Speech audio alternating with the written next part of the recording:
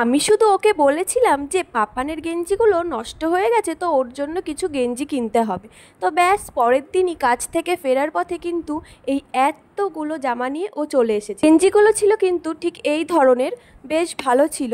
আর ওই দোকানে যতগুলো ছিল, মানে যত রকম কালার আর যতগুলো আমার পাপানের গায়ে হওয়ার মতন ছিল, ও কিন্তু সবগুলো নিয়ে চলে এসেছে। একটু এরকমই, মানে পাপানের জন্য কিছু আনতে বললে ও যতগুলো না নিলে ওর মন পছন্দ না হবে, ও ঠিক ততগুলোই নিয়ে আসবে বাড়িতে। কিন্তু পাপানের জন্য এখানে 10টা গেঞ্জি নিয়ে এসেছিল, আর 5টা কি 6টা প্যান্ট নিয়ে এসেছিল, আর কিন্তু একটা জামা প্যান্টের সেটও নিয়ে এসেছিল।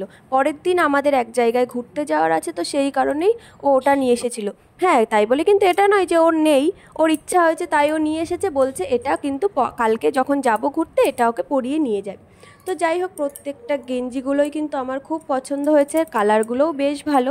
ওকে যেই কালারের পরাও সেই কালারের ভালো লাগে, কারণ বাচ্চা তো, বাচ্চাদেরকে যেমনই পরাবে তেমনই কিন্তু ওদের সুন্দর লাগে দেখতে। আমি গেঞ্জিগুলো দেখছিলাম আর ওকে বলছিলাম যে এক কালারেরই এরকম 2-3টে করে নিয়ে এসেছো কেন? বলছে যে আর ছিল না, যে কটা ছিল সে কটাই কিন্তু আমি নিয়ে চলে এসেছি।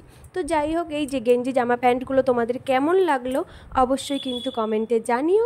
আর আমার এই ভিডিওটা যদি তোমাদের ভালো লাগে তাহলে আমার চ্যানেলটিকে সাবস্ক্রাইব করে দিও। দেখা হচ্ছে পরের একটি ভিডিওতে। টাটা।